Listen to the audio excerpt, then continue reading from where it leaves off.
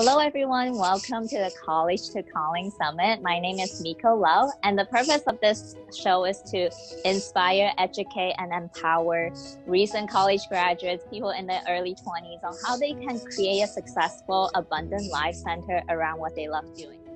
Yeah, I went to the University of Virginia, and I was pre-med. I wanted to be a doctor.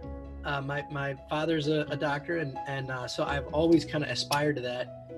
But I also had my life changed by this organization called Young Life. And so I've also kind of held that where I thought, oh man, that'd be fun to, and so as I was in college, I kind of, the pre-med things, I majored in psychology, but I did take the MCATs and everything, even applied to some med schools. But that passion started to kind of move out of the picture. And much to my parents' surprise and chagrin, I actually ended up doing Young Life because I really felt like, anyone working in anywhere can make a difference in people's lives. That's actually the only real difference we can make. Your identity is not attached to what you do. That may be your passion, but I studied engineering, but I didn't attach myself to it. I didn't think to myself, well, okay, I studied this thing. Well, actually, to be honest, I felt obligated that because I studied it, I had to find a job in this field. I just spent, 4 years of my life studying it. So if I don't find a job doing this, then what else can I do? And then, you start to feel like you're a failure and you can't move forward. But so it's a big commitment.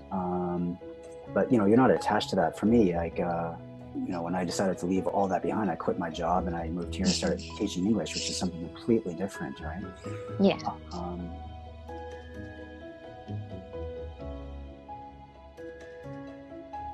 For a pharmaceutical company, I was chosen out of about 1,000 people.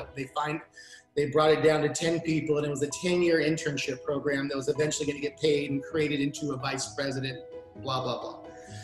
So it was in Bellevue, Washington. That's where I'm from, originally Seattle, Bellevue, Washington. And I was going from the distribution plant up into the corporate office one night, and I heard a full-grown man crying.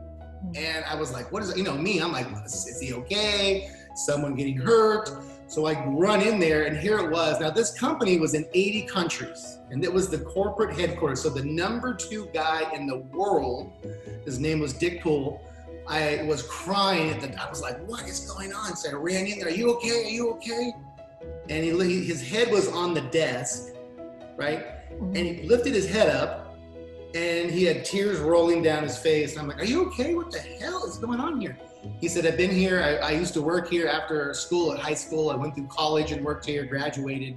I moved myself up the corporate ladder. And they laid me off today because they want to hire somebody else that's younger and cheaper. I'm going to lose everything.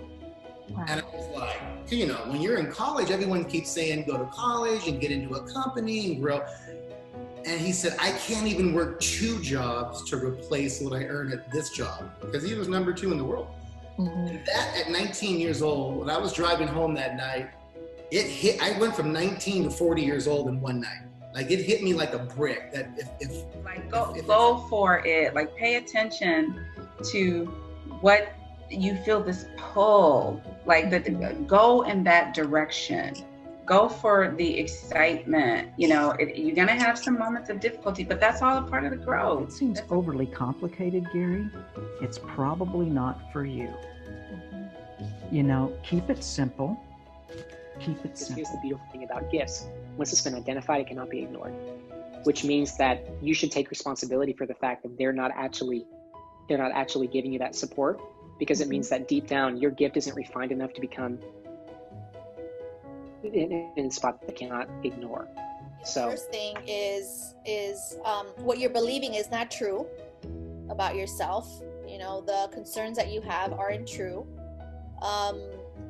This apparent competition that you experience in your world with your career and the lack of confidence is not true. You're so loved.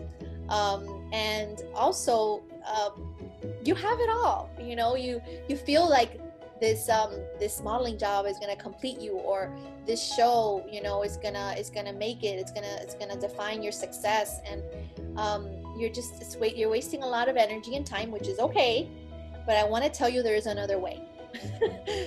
There is another way, and I love you, and I feel that you did the best you could, with the awareness you had at the moment. And I'm grateful for the journey you chose. I love you. Wow,